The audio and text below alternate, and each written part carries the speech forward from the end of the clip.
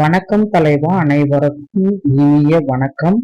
TRP மற்றும் பள்ளி கல்வித்துறையில வந்திருக்கு சில பல முக்கியமான தகவல்களை இந்த ஒரு வீடியோவின் வாயிலாக நம்ம பார்க்கலாம். சோ நீங்க நம்முடைய சேனலை முதல் முறையா பாக்குறீங்க அப்படின்னா மறக்காம சப்ஸ்கிரைப் பெல்ல கிளிக் பண்ணி வச்சுக்கோங்க. State exam July 2026 hall ticket எல்லாமே பப்ளிஷ் பண்ணிருக்காங்க. டவுன்லோட் லிங்க் எல்லாமே தற்சமயம் பப்ளிஷ் பண்ணிருக்காங்க. சோ பணிபுரியும் ஆசிரியர்களுக்கான ஆட்சேர்ப்பு வாரியம், ஆசிரியர்களுக்கான ஆசிரியர் தகுதி தேர்வு, ஆசிரியர் தேர்வு வாரியம் தகுதி தேர்வு தாள் 1 மற்றும் தாள் 2 நுழைவுச்சீட்டை தேர்வு வாரிய இணையதளத்திலிருந்து பெற்றுக்கொள்ளலாம். 19/6/2026 முதல் இதை பெற்றுக்கொள்ள முடியுங்க. விண்ணப்பதாரர்கள் இணையவழி விண்ணப்பத்தில் வழங்கும் தகவல்களை இறுதியானது விண்ணப்பித்த தகவல்களில் செய்யப்படும் மாற்றங்கள் ஏற்றுக்கொள்ளப்பட மாட்டாது. தாள் 1 4/7, தாள் 2 5/7. சோ இந்த 2 தேதிகளில் நடைபெறும். சோ நுழைவுச்சீட்டு விண்ணப்பதாரர்களுக்கு வழங்குவது வாரியத்தின் முடிவு முற்றிலும் தற்காலிகமானது. மேலும் அது விண்ணப்பத்தில் அவர்கள் விடுத்த கோரிக்கை ஏற்றுக்கொண்டதாகவும் ஆகாது. ஆட்சேர்ப்பின் எந்த ஒரு கட்டத்திலும் விண்ணப்பத்தை நிராகரிக்கும் உரிமை ஆட்சேர்ப்பு வாரியத்திற்கு உண்டு. சோ இந்த எஸ்ஆர்டியோடைய எக்ஸாம் இந்த ஹால் டிக்கெட்டை நீங்க டவுன்லோட் பண்ணீங்கன்னா உங்களோட லாகின் ஐடி பாஸ்வேர்டு வச்சு டவுன்லோட் பண்ணிக்கோங்க. சோ இதுலதான் பத்திரிகை செய்திகளும் இதுதான் நமக்கு ப்ரொவைட் பண்ணிருக்காங்க. சோ இதையும் நீங்கள் செக் பண்ணி கொள்ளலாம்.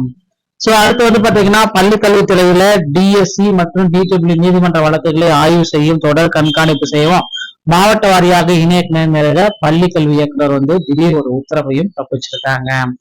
இந்த பள்ளி கல்வித்துறையில சில முக்கியமான தகவல்கள் நாளுக்கு நாள் நமக்கு வந்து கொண்டிருக்கிறதுங்க.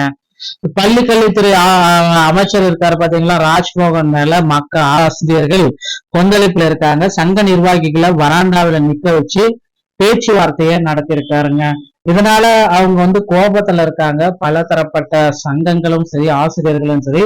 ஏன்னா கடந்த 20 ஆண்டு காலமாக இவங்க தான் பாத்தீங்கன்னா எல்லா ஆசிரியர்களுடைய பிரதிநிதியா செயல்பட்டு இருக்காங்க. சோ கண்டிப்பா இவர்களுக்கு ஒரு உரிய மரியாதை அளிக்கப்படாதது ஒரு வருத்தத்திற்குரியது. ஆசிரியர் சங்கங்களும் ஒரு பக்கம் கொந்தளிப்போட இருக்காங்க.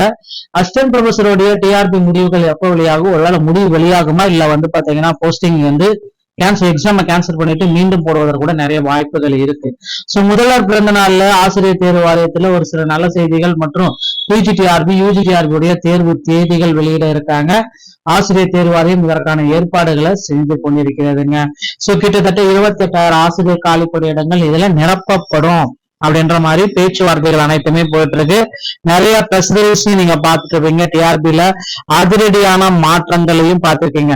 ஆசிரியர் காலியிடங்களை உடனடியாக தெரிவிக்க திடீரென ஒரு சில உத்தரவுகள் வந்துட்டு இருக்கு அப்படின்றது நிறைய பேருக்கு சொல்லிட்டு இருக்காங்க.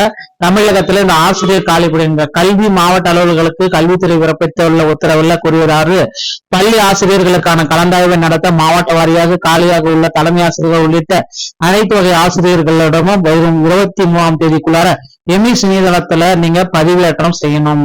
பள்ளிக்கு வராத ஆசிரியர்களின் பணியிடங்களையும் காலி பணியிடமாக கருதப்படணும். தற்காலிக பணி நீக்கம், மகப்பேறு விடுப்பு, வேறு பள்ளி அல்லது அலுவலகத்தில் மாற்றுப்பணிக்கு சென்றவர்கள் பணியிடங்களை காலி பணியிடமாக கருதக்கூடாது. இதை பேஸ் பண்ணிருக்காங்க. இதை பேஸ் பண்ணி அவங்க பட்டியல் ரெடி பண்ணணும் அப்படின்னு சொல்லியிருக்காங்க. சோ இதனால பாத்தீங்கன்னா ஆசிரியர் காலி பணியிடங்கள் எவ்வளவு இருக்கு அப்படின்றத விரைவில் ரெடி பண்ண போறாங்க. நியமன தேர்வுக்கான பட்டதாரி ஆசிரியர்களை விண்ணப்பிக்க அறிவுரைகள் எல்லாமே கொடுத்திருக்காங்க. சோ கண்டிப்பா பாத்தீங்கன்னா அடுத்தடுத்த பாத்தீங்கன்னா ஆசிரியர் தேர்வு வாரியத்துல சில முக்கியமான தகவல்கள் நமக்கு வெளியாகலாம் அப்படின்றத எதிர்பார்க்கலாங்க. சோ ஆசிரியர் தேர்வு வாரியத்துல தற்சமயம் பாத்தீங்கன்னா எஸ்சிஆர்டி தேர்வுகள் நடத்தப்பட இருக்கு. எல்லாருமே அறிந்த ஒரு விஷயம். டிஆர்பில பாத்தீங்கன்னா பள்ளிக்கல்வித்துறையில முதல்வர் தேர்தல் வாக்குறுதிகளை குறிப்பிட்ட மாதிரி நிச்சயமாக 100% பாத்தீங்க அப்படின்னா 149 ஜிஓவை ரத்து செய்வாங்க. பகுதி நேர ஆசிரியர்களுக்கு பணி நிரந்தர வாய்ப்பு கொடுப்பாங்க அப்படின்றது எதிர்பார்க்கலாங்க. டிஆர்பில இந்த தகவல்கள் உங்களுக்கு பிடிச்சிருந்தா நீங்க நம்முடைய சேனலோட இணைந்திருங்க. மீண்டும் ஒரு நல்ல தகவல் உங்களை சந்திக்கிறேன். நன்றி, வணக்கம், தேங்க்யூ.